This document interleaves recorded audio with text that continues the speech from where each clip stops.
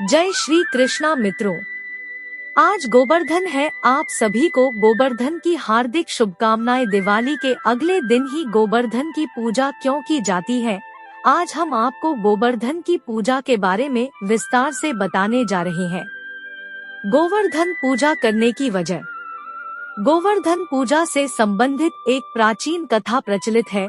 एक बार भगवान श्री कृष्ण ने गोकुलवासियों से इंद्रदेव की पूजा करने के बजाय गोवर्धन की पूजा करने को कहा। इससे पहले गोकुल के लोग इंद्रदेव को अपना इष्ट मानकर उनकी पूजा करते थे। भगवान श्री कृष्ण ने गोकुलवासियों से कहा कि गोवर्धन पर्वत के कारण ही उनके जानवरों को खाने के लिए चारा मिलता है। गोवर्धन पर्वत के कारण ही गोकुल में बारिश होती है, इसलिए इंद्रदेव की जगह गोवर्धन पर्वत की पूजा अर्चना की जानी चाहिए।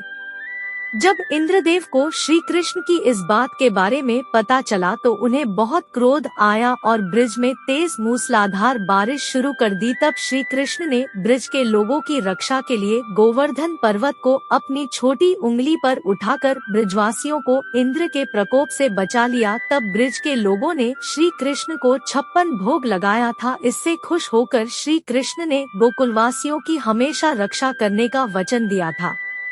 अगर आप भी गोवर्धन पूजा करते हैं या गोवर्धन पर्वत की परिक्रमा पर जाते हैं तो कुछ बातों का ध्यान जरूर रखें। गोवर्धन पूजा पर याद रखें ये बातें।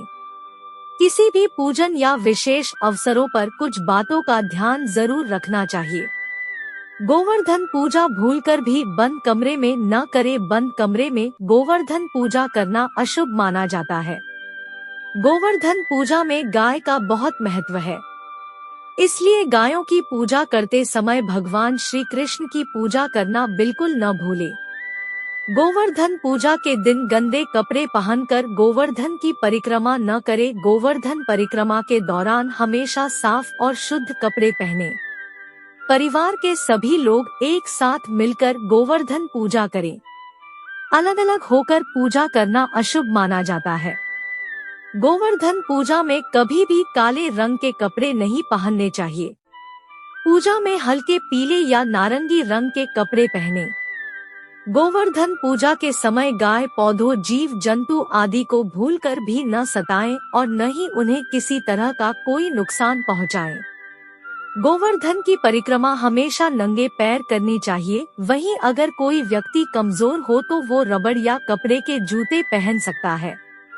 अगर आपने गोवर्धन पर्वत की परिक्रमा शुरू कर दी हो तो कभी भी उसे बीच में अधूरा नहीं छोड़े। गोवर्धन की परिक्रमा बीच में छोड़ना अशुभ माना जाता है।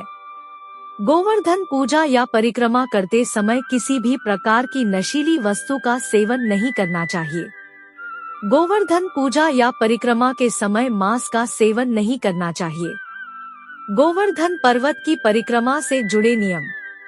गोवर्धन परिक्रमा करते समय इस बात का ध्यान हमेशा रखें कि आपने जहां से परिक्रमा करनी शुरू की है वहीं से आपको गोवर्धन परिक्रमा समाप्त भी करनी चाहिए। माना जाता है कि ऐसा करने पर ही व्यक्ति को गोवर्धन परिक्रमा का फल प्राप्त होता है।